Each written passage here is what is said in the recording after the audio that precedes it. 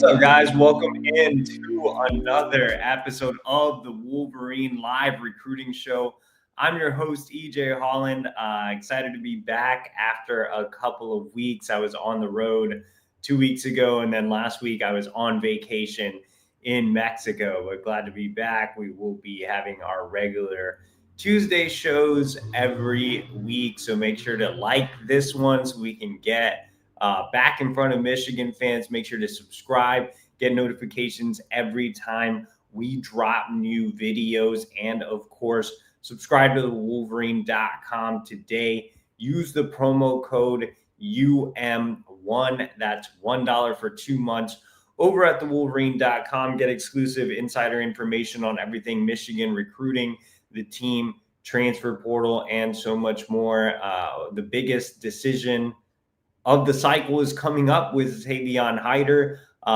You also have the football season obviously coming up. So make sure to subscribe today. Use that promo code UM1. That's $1 for 2 months. Reminder for those of you that don't know, the way this works is we answer the questions in the order in which they came. You are limited to 3 questions, and then we cut you off. If you want to ask more questions, you can use the super chat, which is the box with the $sign. And if you want to skip the line, you can also use that box with the $sign. That is the super chat, and that money goes directly to my travel budget. All right, let's go ahead and get started with the questions. First question comes in from Tyson Smith. He says, call your shot. Do we get Savon? Well, Savon Hyder, 1 week away from his very anticipated decision. I had an update over at thewolverine.com yesterday. Obviously, Savon was fond of the update. And what the update basically said was, be quiet and let Savon make his decision. I mean, in reality, it said a couple of other things, but for the most part, it's Savon has not informed coaching staffs of his decision. He's keeping his recruitment very, very private down the stretch. I don't think Savon will tell many, if any, people what his decision is. Even coaching staffs, like, Savon's just a very private kid. I wouldn't be surprised if Savon goes up there, announces next Tuesday, and the coaching staffs find out then. He wants to avoid leaks. And we should just respect Savon, man. He's a private kid. He's very, very humble. He's very to himself. He doesn't really love the limelight of the recruiting process like other 5-star prospects. He's a small town, rural country kid. I mean, he just likes to work and play football. I've really enjoyed getting to know Savon. And I think some people have maybe taken his quietness or lack of really wanting to be involved in the recruiting process as a sign of arrogance or something like that. And it can't be further from the truth. Savon is very well respected within his community. I've never heard anybody say a bad word about Savon. Comes from a great family. So he just wants to move in silence. Real G's move in silence, man. So, he just wants to keep his recruitment private. I don't think anybody out there has any intel to indicate where Savon is going. If I had to make a prediction and call my shot, I would say Michigan, but just that is my feeling and my guess. Just because Savon fits the offense well. He has a long-standing relationship with Tony Alford. I think he really, really enjoyed his official visit, and I think he knows there will be opportunity there in the running back room. Tennessee has a lot to offer Savon as well, and they remain a top contender for him too. So it'll be interesting to see how things go next week. But I think I'm trying to keep my updates on Savon fairly limited out of respect for him. And I've really enjoyed covering him, and I hope to keep covering him down the line. All right. Tyson Smith is back with another question. He says, did we get the better quarterback between Peter Bourke and Malachi Ziegler? Yes, I have Peter Bourke ahead of Malachi Ziegler. Peter Bourke is my favorite quarterback, or was my favorite quarterback on Michigan's 2027 board, and I've written that for several months. Also very high on Kavian Bryant, but he never seemed like, a real possibility, even though he did visit. So I just felt like Peter Bourke was the guy this class. And it felt like that way for Michigan too. Chip Lindsey went out, evaluated him in the spring, saw him throw live, brought him back for the passing academy, where Peter earned quarterback MVP. He's a tall pocket passer at 6'4", 195, but you look at his film and he's extremely mobile. He's a guy who can create plays in and around the pocket. He can be a true threat with his legs too, move the chains. He has a bigger physical build, so not necessarily this dynamic, elusive runner, but a very good runner. And like I said, very, mobile in and around the pocket. That ability to create is something that, you need in today's college game. But along with that, he is a very polished passer. He can make every throw at every level. He's very accurate, has great timing. Super high football IQ kid, can command an offense. Everything that Peter Bourke does is very fundamentally sound. If you look at my Under Armour camp clips, which are available here on our YouTube channel of Peter Bourke when I saw him back in May, it's clean, it's crisp. Almost every throw, every ball is a spiral. Ball really pops out of his hand.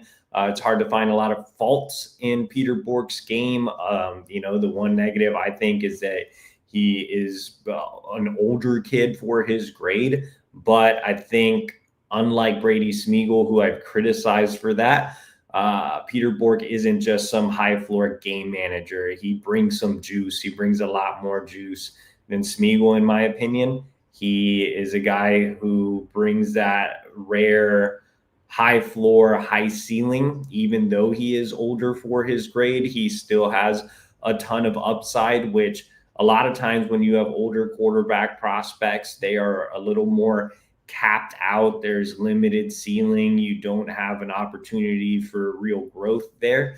And for Peter Bourke, I think that there's still a lot of opportunity, a lot of ceiling, and his legs make all the difference as well. So I think Peter Bourke is a guy that, when you look at the quarterback situation, say they would have landed Malachi Ziegler, right? You would have had Bryce Underwood, who is likely 3 and done, and then you would have had kind of a bridge. You would have transitioned to a late career starter in Brady Smeagol, because Malachi Ziegler is more of a high upside guy who needs to sit and develop. So you would have had a bridge in Brady Smeagol, and then you would have been able to hand off to Malachi Ziegler, or potentially whoever they land in 2028. With Peter Bourke, I think he's ready to go. I don't think you need the Brady Smeagol bridge. I think that Brady Smeagol could compete for that job as a late career guy with Bourke, who at that time would be a redshirt freshman. But I think Bourke is the type of guy who can just take the torch from Bryce Underwood. You don't really need a bridge, whether it's Smeagol or transfer or anything. I think Bourke can sit 1 year behind Bryce Underwood, learn, and then be ready to go and take over the offense, where I wouldn't have felt the same about Malachi Ziegler. I think he would have had to have, sat a couple of years, developed, and with Smeagol, I think he's a guy who's capable, can come in, not really provide a ton of excitement or fireworks, but command an offense and win some games. But in this situation that Michigan currently finds itself in, I like it a lot, because you have a depth guy in Smeagol who you can throw in there if needed. You have your guy for the next few years in Underwood, and then you have the guy who can take the torch in Peter Bourke. And then, if you really hit big in 2028, then you get the big fish, Donald Tabron, who is very capable of coming in and playing early as well. Tyson Smith back with another question. He says, what was the best thing you did in Mexico on vacation? Yeah, so like I said, guys, we didn't have a show last week. I was on vacation. I was in Mexico. First time heading out to Mexico City. The coolest thing I did was find this hidden Pokemon shop in Mexico City. It was like a weird little place. Felt like I could get kidnapped, but I found it and I got some really cool stuff, including a cool little Station Master Pikachu. Outside of that, The actual stuff that I did that people would probably enjoy was I did get to swim in a cenote out in Tulum. I got to visit some of the old Aztec temples, and I had a chance to eat some really good food. Got some gorditas on the street. It was great. So enjoyed my time off. But like I said, glad to be back. All right, let's go ahead and move on to customer service. Says EJ is the GOAT. Even Sloppy Sam has to watch to get a prediction. And December 3rd needs to be EJ Holland Day. Are you going to be at Savion's commitment? I'm not sure yet. Like I said, Savion's keeping things extremely close to the vest. I don't believe he's announced any details in regard to his actual, commitment ceremony or broadcast time or anything like that. So we'll see. All right, let's go ahead and move on to customer service again. He says, what are the chances that we get Dakota, Goran, Monsoon Sales, and Quinn Burrell? Maybe all three. Chances with Gideon, Gash. I hope the Samson Gash recruitment didn't mess it up. Also, Kitchen, Willis, and Young. That's a lot for one thing. Let's go ahead and start with the receivers. I think Michigan's in a good spot for all three. I think it'll be hard to get all three. I think Michigan should be happy even if they just get one. Dakota Goran, in-state kid. He has some ties to Michigan. He's a cousin of Jacob Oden, who's a current player in the secondary for the Wolverines. He plays for former Michigan walk-on Rod Oden at Harper Woods. So, I think Michigan, Ohio State are probably the teams up there for Dakota.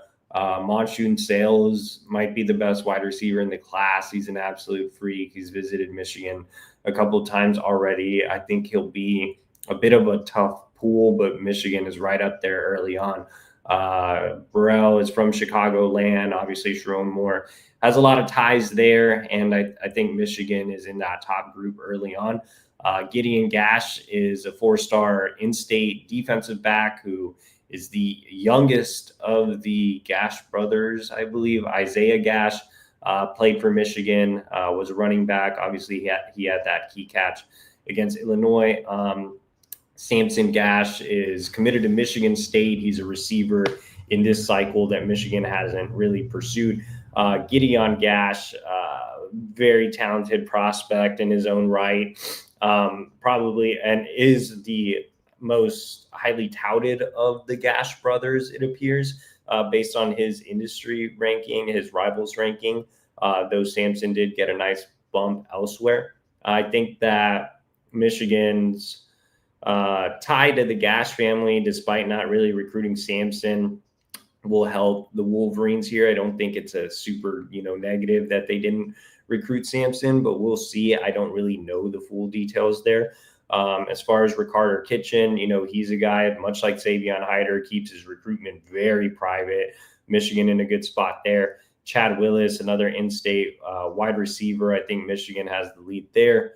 And Young, I'm not sure who exactly he's referring to. Customer service, back with another question. He says, do you prefer Peter Bourke over Malachi Ziegler, Kavian Bryan, Elijah Haven, Keegan Croucher, Tabron at this stage, and why? Surprised you like Bourke because he's older.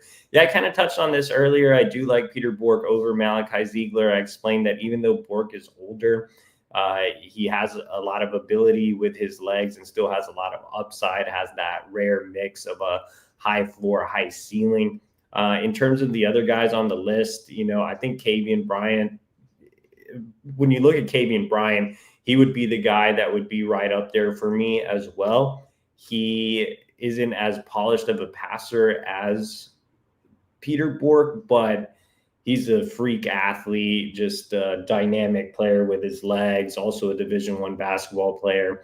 Elijah Haven, I liked him a little bit more after seeing him live, but just doesn't scream five-star talent to me. Barely screams top 100 talent, if I'm being honest. Keegan Croucher I really liked. I thought he was Brady Hart light. But I think I've always put Pete ahead of Keegan, but I'm a big fan of Keegan as well. And then Tabron, it's tough to say, man. I like Tabron better overall, I would say. I think Tabron has a chance to be a true 5-star, but we'll see how Don does this year. But big fan of Tabron, man. If Tabron reclassified to 27, I would probably take Tabron. He's younger. He has all the potential in the world, man. I really like Don. All right, let's go down to customer service. He says, I would constantly crave Whataburger and In-N-Out Burger. Not sure how to get a franchise. Any thoughts on how to get started? Thoughts on which one is better? Yeah, I unfortunately did not have Whataburger when I was in Texas. So when I went to Mexico, I came back and landed in Texas and saw some of the commits out there and really, really wanted Whataburger and never got a chance to get it because I had all these scheduled family things where they fed me for free. So, maybe next time. But Whataburger is great, and you can get one if you hit up Andy Ludiki. Well, I don't promise you a Whataburger, but you can get any type of franchise or some other franchise if you hit up Andy Ludiki. Are you a displaced corporate executive? Do you want to put your career into your own hands, or are you just an entrepreneur? You're trying to diversify. Andy Ludiki can help. Andy is a huge college sports fan and franchise veteran, having owned multiple franchises and businesses. Using his expertise, he helps others find their American dream through a very thorough consultation and evaluation process. Call Andy, put your life and career in your own hands. Best of all, his services are 100% free to use. So what do you have to lose? Hit up Andy at 404-973-9901 or visit myperfectfranchise.net. You can also email him at andy@myperfectfranchise.net, and he will schedule a Zoom call with you. So Andy available everywhere. All right, let's go down to Chaotic 37. He says, if Michigan takes 5 offensive linemen in 2027 and the third guard is more of a swing tackle, which is more likely to play center in his career, Luedecke Espacito or Tristan Dair? I actually wrote a From the Road piece on Tristan Dair today. Like I said, I was in Dallas and had a chance to see all of the Texas commits except for Jalen Pyle. So I met with Tristan Dair and his dad. I didn't get a chance to see Dair work out, but just from sizing him up, talking to him, he's a guy who I think could end up playing center. He reminds me of Jake Winera, who I believe Jake is competing for one of the guard spots right now. Don't quote me on that since I'm not a team guy. But I do think Jake's playing some guard and will eventually play center down the line. Could see a similar path for Tristan Dair where he starts off in the inside and then ends up at center. And in fact, Michigan staff has talked to Tristan about playing both guard and center. So I think he would be the guy. I think, not to say that Espacito isn't, but I think that when you look at the center position, you need a good athlete with a lot of smarts. And I think Tristan Dair is that. He's a man of many talents. He's an accomplished musician. He's a piano player, smart kid in the classroom, and really athletic center type. So I would liken him a lot to Jake Winera. I think Luedecke Espacito does end up in the interior as well. But maybe see him a little bit more as a straight guard. Though, I wouldn't be surprised if he can play some center too, considering his knowledge of the game. He's been around it forever. Obviously, he has a dad as a coach in Luedecke Espacito. So, I could see potentially both playing center, but just from my live evaluation of Dair and getting to know him, he just seems like a center type. With that said, I haven't had a chance to see Espacito live. Zachary Pizzo is up, and he says, any thoughts on what the Bourke commitment means for 27 wide receivers? Would getting Elijah Haven be preferred in that regard, or are they on that same level where it doesn't really matter? I don't think it really matters. Elijah Haven has that number 1 quarterback ranking, but I don't think he'll have that ranking for a long time. I think he was ranked too high early on. I think Rivals is more appropriate on Elijah Haven. I think they have him number 99 overall. He's somewhere around there. I think Peter Bourke could end up being ranked higher than Elijah Haven by the end of the cycle. You see, he's the number 1 quarterback, mostly because he's the number 1 overall player on 24/7. But if you remember, 24/7 is the same service that ranked Jaden Davis number 1 overall. So wouldn't put much stock in that. But yeah, no, I like Peter Bourke a lot. I think, and that's no diss on Elijah Haven. Like I said, he's running he's around a top 100 prospect. He's still a very good prospect and would have been a very quality land. But I really do think Peter Bourke could finish higher. And he's certainly the safer take, whereas Haven may be more of the upside take. I think from a personality standpoint, Elijah Haven's not a guy who does a lot of media stuff. It's really just selling his rankings. So I don't think there would have been much of a difference. I don't know how vocal he would be. I think building around Pete is good. He's a good kid, sociable kid. I think he'll recruit others at different events and getting him in the class early. I think he's ready to help put everything together. Michigan hasn't really had a quarterback to build around since JJ. So after JJ, they took a bunch of projects and then they didn't land Bryce Underwood until late. So I think that Peter Bourke can be kind of that guy that can help lead a class, which Michigan has kind of been missing in recent recruiting cycles. Zachary Pizzo says, did you see what Shamari said about a Virginia commit coming in? I think that, like I wrote yesterday, I think that was more Shamari being hopeful and trusting his gut. He's been an invaluable weapon for Michigan in Virginia. He really helped out with Travis Johnson and Markel Dabney and Andre Clark. But I will tell you this, Savon will not be swayed by any peer recruiting. Savon marches to the beat of his own drum and will make his own decision. Zachary Pizzo back with another question. He says, big names on Flip Watch this fall. Michigan still needs another linebacker, man. They obviously missed out on Anthony Davis while I was on vacation. That makes the DQ Forkba recruitment even more important. But I wouldn't be surprised if they continue to have conversations with Georgia commit Nick Abrams. He was at the very top of the linebacker board, and we all know Michigan won't go down without a fight for a guy that's at the very top of the board. They've beaten Georgia before. They flipped Shamari Earls from Georgia last cycle. So I think they'll stay in contact. I think they also, missed out on Devon Benjamin while I was on vacation. He picked Oregon. Michigan would still like an elite corner in this class. That wish list starts with Notre Dame commit Kari Adams. I know Kari has been very vocal on social media saying that he is solid to Notre Dame. That's fine. I don't think he's lying. I think he's very happy with his commitment to Notre Dame, but I don't think that Michigan is going to stop recruiting him. And Lamar Morgan is known as a flip specialist. He's flipped Shamari Earls. He flipped Jordan Young. He flipped Jordan Deck this cycle. So I think that Lamar Morgan can be very persuasive. And so Kari Adams would be at the very, very top of the wish list at the corner board. So, those are a couple to keep an eye on.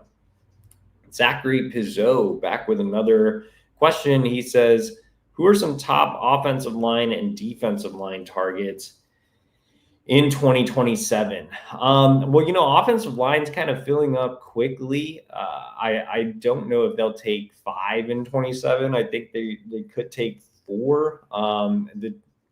I think it's going to, the focus is really going to turn to tackle. I would keep a close eye on Jameer Henry. He's an in-state kid out of Detroit King. He's been to campus a ton. He's a very athletic kid with a lot of upside.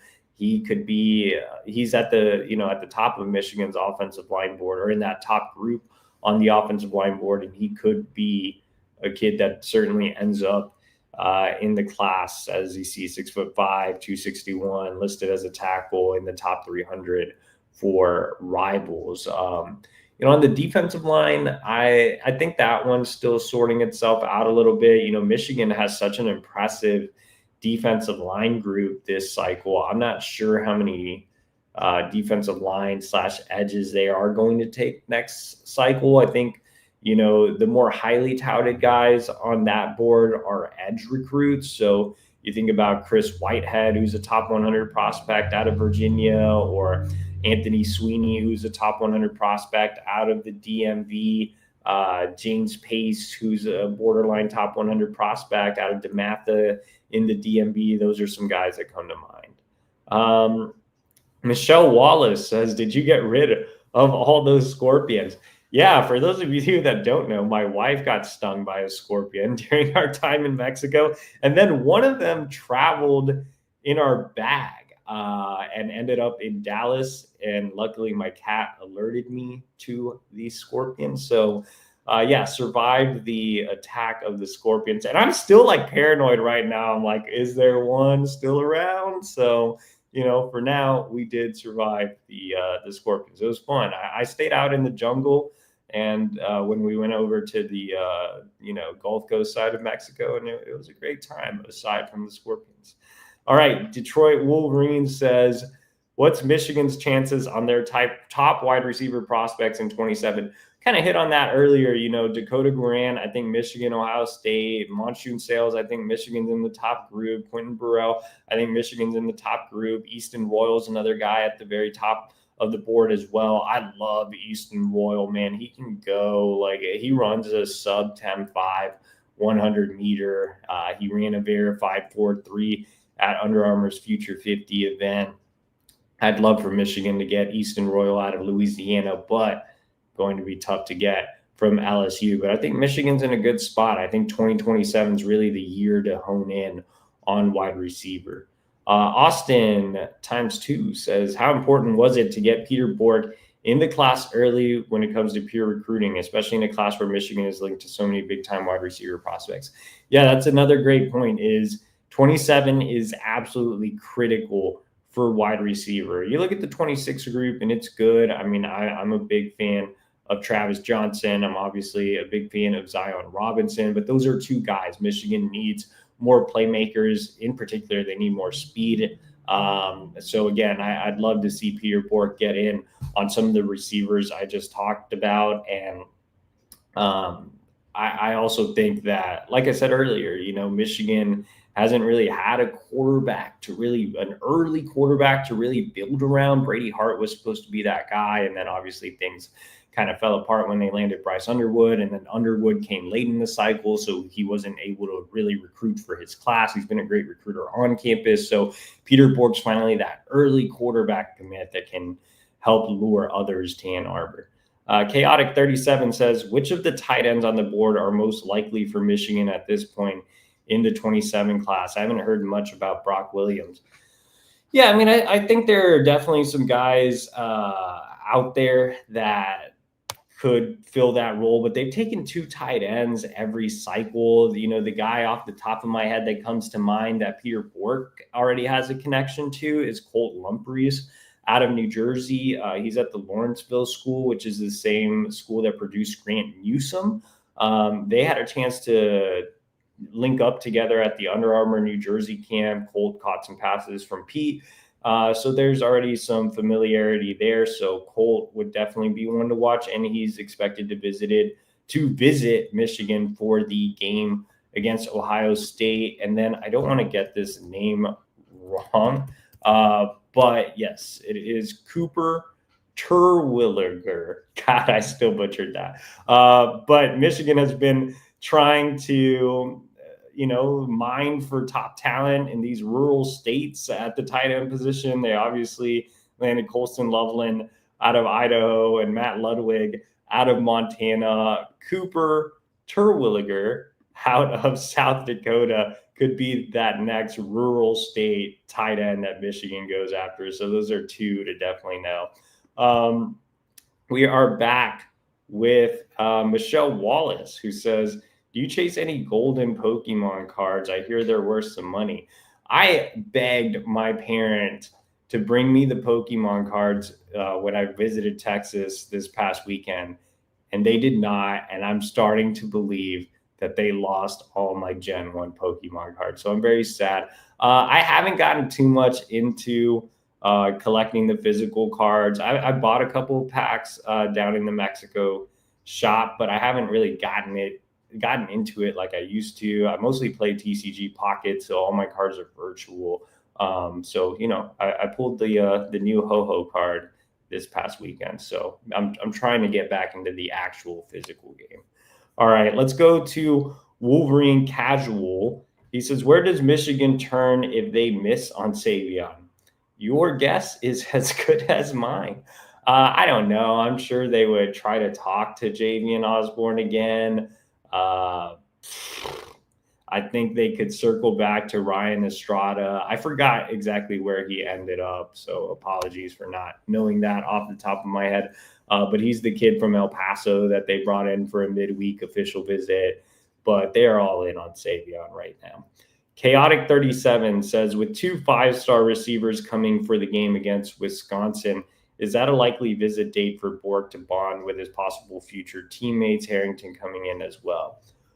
I would have to look at the date. The problem with Pete is he plays for a prep school in New England.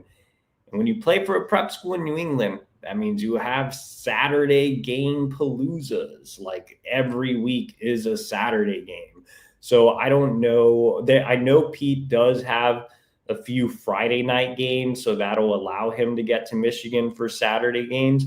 But the majority of those New England prep schedules are unfortunately Saturday afternoons, man. There's no lights out there. They play like in fields with no lights. So it's tough for a lot of the Northeast kids to get to games in general, just because they play a lot of Saturday games. So again, I'd have to look at the schedule, but if Pete can make it, I'm sure he will. Wolverine Casual said, odds Bourke is a 5-star by the end of the 27th cycle. I'm not sure that he'll get there, but I think he'll get a slight bump. I think he'll hover around like the top 50. Charles Stanton says, does Quinn then Bourke back to back make Tabron harder to get? Quinn. I think he means Smigel. I don't know who Quinn is, unless you're talking about Brady Quinn. He's also a fellow 2028 quarterback target who is not related to the former Notre Dame quarterback, Brady Quinn. But no, I don't think so. It's kind of like I laid it out. Like Brady Smigel, I think, is a bridge guy, a quality backup who could be a late career starter. I think Bourke is a guy who, takes the baton from Bryce Underwood. But I think Tabron is such a special talent that he could come in and compete with anybody and make a push to start right away. I also think he's a very, it's kind of hard to describe him. I want to say humble, but he's very just in tune with things. Like he's years ahead when it comes to just maturity. He's very mature for his age, would be the proper way to say it, I guess. Tabron, I think, wouldn't have an issue sitting for a little bit, learning, kind of getting a grasp on things. My flip phone just flew out of my pocket. But I think, he's a guy who grew up around Dante Moore, and he saw that, hey, maybe you don't necessarily have to get thrown into the fire right away. Maybe it's good to learn a little bit. But I think either way, like he can learn, he can come in and he can start right away. And I don't think he'll be scared off by competition. And I think he'd be a good teammate either way. So I really don't think Bourke affects Tabron at all. Jake Eastman says, who is the best golfer of all the Wolverine mods? JB. I will say this. I have never golfed in my life. For my wife's birthday with her little friend group from work, we went to this place called Just Birdies, which is a golf simulator type thing. I've never even golfed at Top Golf. I don't think many Mexicans golf in. I don't know. It's not anything that I ever looked into. But anyway, they have these golf simulators and they have other games there. So I did like the penalty soccer shootout, and I did like the darts, and they had like zombie dodgeball, but they also had like real golf clubs. And I swung one time, missed the ball completely, and was like, I am not doing this again. So definitely not me. I am the worst golfer. But if you want to play me at air hockey or, mini basketball or something like that, I will beat everyone. But I cannot golf at all. I think Clayton Safey is an avid golfer. JB and Ballas are old guys, so I'm assuming they have taken up golf at some point. I don't know about Anthony. Anthony looks more like I don't know, like a bowler. Like I feel like if I was putting together a bowling team, Anthony would be my pick. But golfer, I don't know, it'd be one of the old guys or Clay. Let's go down to Michigan Lover. He says, with all these elite quarterback prospects committing to Michigan, do you think the Wolverines still have a shot at landing Tabron? Yeah, I talked about that earlier. Bryce will be pretty much gone by the time Tabron would enroll. I don't view Brady Smeagol as an elite quarterback, and I don't think Tabron would have any problem sitting behind or competing with Peter Bourke. I think Tabron's a guy who will be fine either way. He's such a good kid and has such a good head on his shoulders, and he'll be very calculated with his decision. And I don't think anybody else's decision will really have an impact on him. Corey G says, what are the chances with the 5-star committed to Penn State and would love to stick it to James Franklin? That would be Cam Spell, the 5-star running back. But if Michigan gets Savion Hyder, I think that's a tough sell. Wolverine Casual says, will you be in person at Savion's commitment? What are the odds his commitment takes place at a nightclub in Miami? Yeah, Savion will not have the Calvin Russell experience. I expect Savion to just have some type of gathering within his community. As far as whether I'll be there or not, I really don't know yet. I think Savion's still putting together all the details and how he wants to handle it and all that stuff. Sean248 says, calling it now, customer service is Neff. I don't think customer service is the very popular Fort poster Neff, because Neff like misspells everything and has weird like names for recruits. Like he calls Dakota Goran, who he clearly knows is Dakota Goran, Dakota Gornt or something like that. And customer service seems to spell very well. Wolverine Casual says, what do you think Tennessee can offer Savion that Michigan can't? What do you think Michigan can offer Savion that Tennessee can't? I would say if I were to make an argument for Michigan first, you can offer the long-standing tradition and commitment of running the ball paired with the number one quarterback in the country from last cycle. You can sell the academic piece as well. I think people often forget that Savion is a very high academic kid too.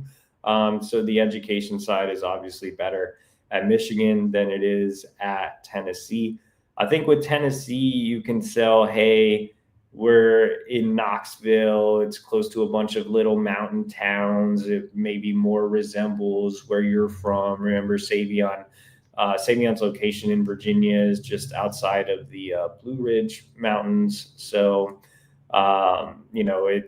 it's drivable, whereas Ann Arbor is not. So those might be some few details. I think another big selling point for Michigan is just Tony Alford. He's been recruiting Savion since Savion was a freshman. I know Tennessee's running backs coach has a good relationship with Savion, but he's on the newer side, and Tony's been a constant in Savion's recruitment. Wolverine Casual says, level of concern on flips out of the class right now. Not really concerned. Everybody I've talked to is pretty locked in. I know Alistair Vallejo got an offer from Miami recently. That's something to watch. But I met with him over the weekend, and he told me he's still happy with his commitment to Michigan. D's Clan Gaming says, is Carter Meadows safe with Michigan for now?